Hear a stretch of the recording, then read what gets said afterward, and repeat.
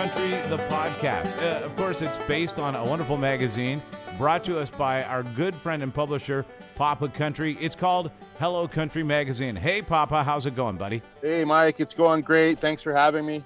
I like that before the show, you apologized for the note that I have to call you Papa on this show because that's your name. But it does feel weird for a grown man to tell another grown man, welcome to the show, Papa.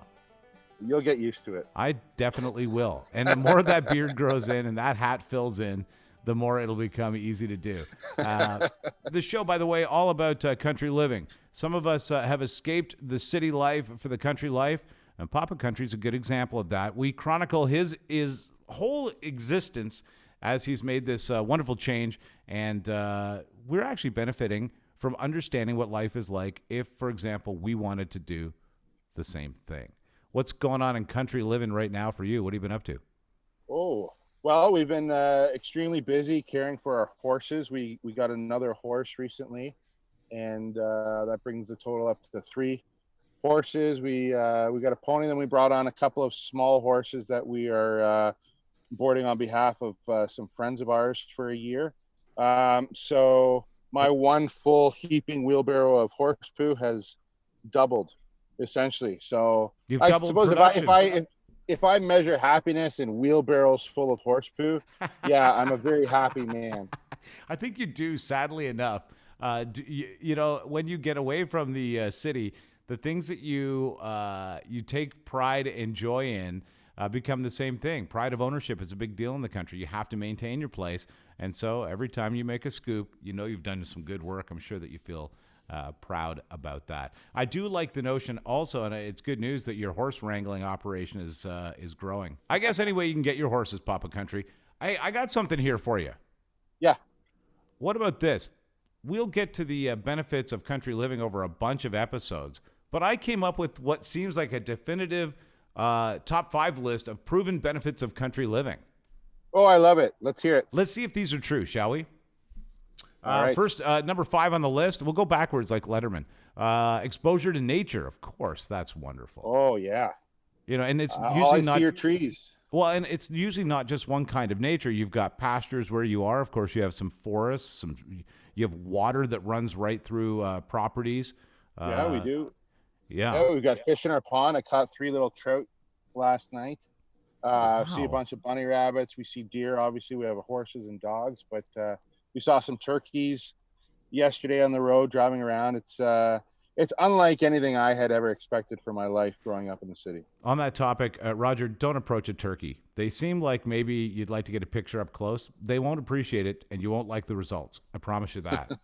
Another one, it's cheaper. Well, we'll get to that later in the show as we talk about real estate pricing. But yeah, it's just cheaper to live in the country. Oh, your money goes a long way up here. Certainly, if you were to sell a place in the city like we did, and then buy in the country, it's a good financial scenario. How about this? Better psychological health. Well, that makes sense. You are probably one of the most relaxed individuals. You're not focused on yourself. You're focused on your family. I say that all the time, Papa. And it just seems that you're a happy guy living in the country. Super happy. Yeah, and I joke about picking up the horse poop, but it's certainly therapeutic, and it's one of the favorite jobs I have on the farm throughout the course of the day. And when you talk about mental health, obviously I think that's an issue anytime, but certainly through a pandemic and a quarantine. I mean, we haven't really left the farm since all of this happened in March, but we don't feel anxious. We don't feel out of place in any capacity. It feels natural to be here. And we're very relaxed, and we certainly are busy. There's a lot to keep us busy throughout the course of the day, caring for the animals and tending to the property. This next one makes great sense. Less crime. Yeah, I haven't heard a siren since we've moved up here. And the number one thing, cleaner air. The further out into the country you get, the more your air quality improves, and the more you breathe in quality air. Well, it's proven. That just contributes to life overall and longevity in life. So there you go. The top 5 reasons, great benefits living in the country will give you. And in fact, I bet there's a huge host more that aren't even covered in the top five, such Oh as, yeah, no, I think we could just rhyme a whole bunch off, certainly. But food to yeah, table eating, is a good example. yep, yeah, and there's so many benefits of living in the country, and I think they take on a lot more weight when you come to the country from the city. And our guest on the show today, I'm sure, has heard many stories like our story of folks who've said goodbye city, hello country. Um, he's a realtor, like you mentioned off the top. His name's Reuben McCallum. He works for High Country Realty up here in the Grey Highlands in Grey County. So, Reuben, welcome. It's great to have you on the Hello Country podcast. Hey, how are you? I'm glad to be here. Great, thank you. So, Reuben, maybe tell us a bit about what you do up here, and maybe some of your experiences working with city folks who are transitioning to country life. Well, I have to say, I was raised up here, so I have a bit of an inside track when it comes to country living, like you said. But bringing real estate into it was actually something that I didn't think about doing until a bit later on, because it's such an amazing opportunity. And, you kind of take the lifestyle for granted a little bit. And as you said, bringing people up from the city is an experience in its own. It's a lot of fun. Not only are there, technical things about purchasing real estate up here that people aren't aware of when they come up from the city, but there's also, like you are learning yourself with your own family, kind of social differences as well. And part of my favorite thing is watching my clients come up from the city and adjust to the more laid back, friendly social atmosphere, where you actually know your neighbors and they're ready to help you when you need them there. It's a little bit different than living in, a very populated city where you might not know who lives across the road from you. So the learning curve, I guess, is my favorite part to watch when clients come up from the city. What's your typical call from somebody in the city? I've had it. I've got to get out of here.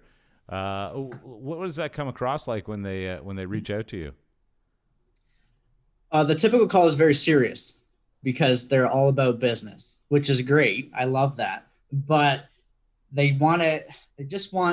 most people are looking for a farm. They think they're going to have a farm, and it's great because there's farms available. But when I hear farm, I think of something a little bit different than when someone who's coming up might think of a farm. So most people are drawn to the area and they call me and they're like, I want to have a hobby farm. I want to have a couple cows, couple chickens, couple goats. I want to hunt. What do you have available? And is that typically there's a wide array of real estate available that would capture that, or do you find that you have to take a filter on that and say, all right, let's filter that down? You want hunting, you want a farm life, you want this kind of home. What is it? Does it become sort of a quick realization process for people trying to get into that market, that there's a little bit more to it than just saying, I want a farm, let's get me onto a farm? How do you filter that process with people? Yeah, so it's a big learning curve. And the biggest part about, or the biggest kind of learning tool I have is actually bringing clients up and let's start looking and get an idea for what does 100 acres of land even look like? What does 50 acres of land even look like? Because when people realize, wow, 100 acres is actually way more than I ever anticipated, we can filter that down to a 10, 12, 15 acre property. Then we got to check, make sure we've got the right zoning and that sort of stuff. So that's why, having a local connection like myself is very helpful when you're kind of going through that process. Because you're right, there is a filtering that needs to happen and a realization, and people have to come to it on their own. It's not something that I can tell them. They have to realize it on their own that, we need to narrow down what it is we mean by farm. I think there's certainly a romantic notion of having all of this land, especially when you're coming from the city. You can appreciate moving from 1,000 square foot condo and naturally wanting 100 acres of bush. But you're right. What does that even look like? Before I moved up here, I couldn't tell you what 1 acre looked like. I think it's like 3 football fields or some. That's the only way I could kind of conceptualize it, was to associate it with the size of a football field. But when you move up here, you're like, holy smokes, 100 acres is a heck of a lot of property to maintain. How much, bush would you like? What comes with bush? Well, things that go boom in the night, and not everybody is happy with things that lurk in the shadows, or bugs or things of that nature. So for us, that's kind of where we were at. It's funny to hear you say that, but yeah, we had this idea of, massive acreage, 100 acres, tree line driveway, and places to hunt and grow our own food. And then that really started to narrow down as we started to look at a bunch of properties, and we ended up on a 13-acre hobby farm, which provides, more than enough property for us to do all the things that we want to do. But yeah, it's funny to hear you say that. I think the notion or the idea of country life when you're in the city is kind of different than when you're actually up here. And we're just starting to get into the nuances of what that means.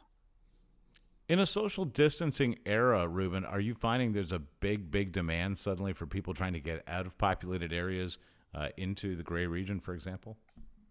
So I'll be honest, we were expecting things to really slow down because that's just what everything was indicating. And we had seen a big uptick in people coming up from the city after that initial first kind of 2-3 weeks of lockdown, and realizing that, we need to get out of here. And I was looking at our board stats just for our little neck of the woods in our real estate market.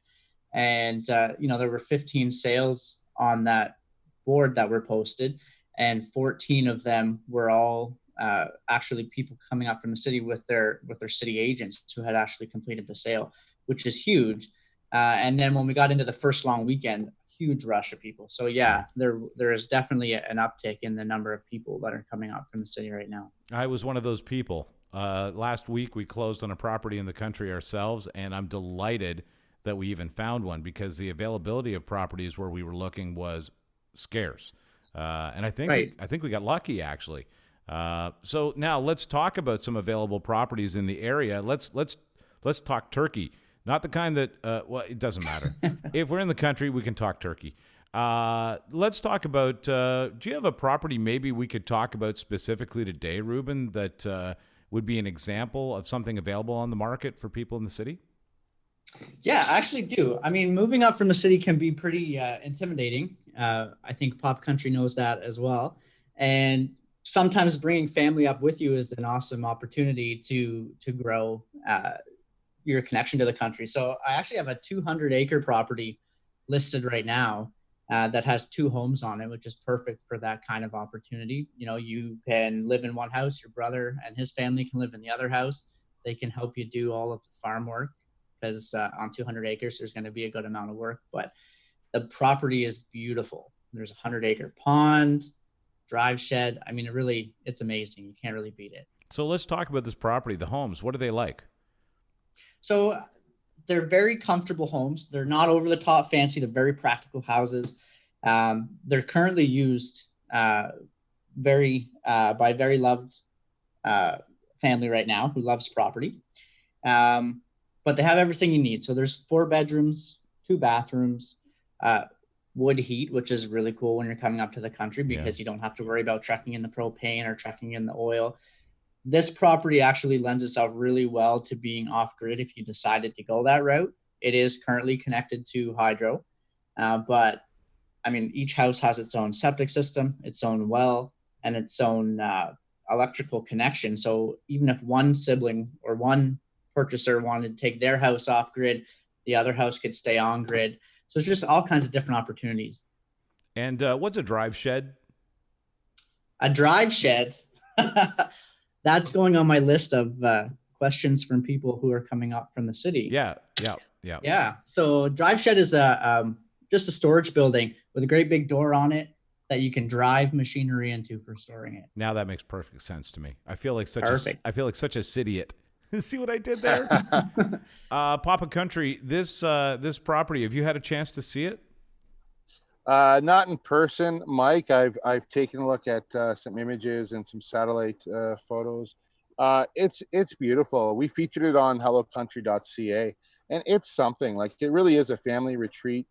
I think coming up here, and if you were going to sort of come back to the land, so to speak, you do need some help, I would suspect. And certainly if you have young children, it would be just sort of such a beautiful, idyllic way for the kids to grow up and for them to be able to do it with their cousins or friends. I think that would be an amazing opportunity, amazing life experience for folks. It does sound like that. And frankly, it's tough to get into the housing market for some folks. Maybe mom and dad sell their city home, and everybody, including the offspring with young family, suddenly have an opportunity where they've got, they're looking out after mom and dad. Mom and dad are looking after the kids on occasion. They're together in a community where they can enjoy the time together.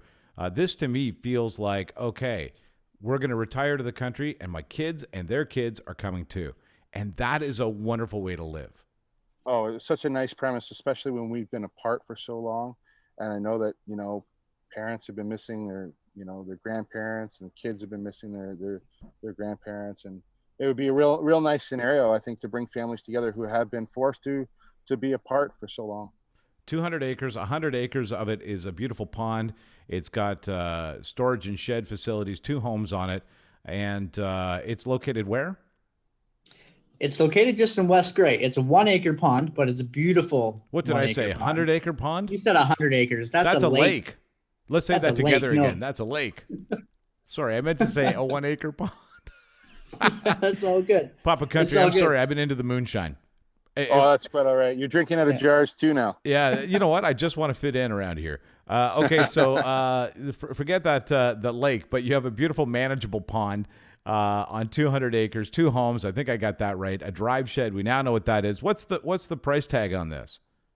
So it's pretty cheap, actually, if you compare it to a home in Toronto. It's only $1.5 million. That's amazing. That is incredible. That's incredible. What you 2 homes. 2 separate homes, 2 families can live there, all the space you'd ever want. And where is it located exactly? It's in West Grey, which is just, this particular property is a little north of Hanover. If you call me, I can tell you exactly where it is. The Hanover area. Got it. That's a beautiful area. Okay, so if people wanted to reach out to you, Reuben, and find out more about this, how would they do that? Yeah, easiest is my my website, which is ReubenMcCallum.com. All of our country properties are listed there, not just this one. And a simple phone call or text to 519-477-0418 will get them information as well. Look, just off topic, I'm many generations in Canada here, and McCallum is a very, very long time name. My whole life I've known the name McCallum. Is this a big name in Ontario? Is your family extensive? No, actually, it's funny. This McCallum that you're talking to is not related to any of the other McCallums locally. Oh, you went rogue. Yeah, we're rogue McCallums. Yeah. I like that. Get in touch with the rogue McCallum. I think you'll get a better deal done that way. And thanks for giving us a feel for what it's like in the country and what we might find in the way of a wonderful home, a new life and lifestyle. Appreciate it, Reuben. Yeah, you really don't know what you're missing. Absolutely. And it's more than just the property. It's the community. Papa Country, did you ever manage to find oil on your property like I was hoping? I'm still digging. Okay. It's like holes at his place. Everywhere you go, there's a pit. Be careful around there. But you are enjoying life in the country. Give my best. Love it. Give my best to the family out there. Mama Country, Baby Country. And we'll catch up with you guys next week. If you want to reach out to us, please don't hesitate. Visit HelloCountryMagazine.com. And if HelloCountry.ca. Hello, okay. Oh. If you wanted to find out more about country living, HelloCountry.ca is the website. If people want to reach out to you, Papa, how do they do that? Oh, they could just send me an email at HelloCountryMagazine@gmail.com. Don't forget to subscribe to the podcast and share it with a friend, maybe one of your neighbors, over a cob of corn as you're hanging out in the backyard this summer. Thanks so much. We'll catch you next time.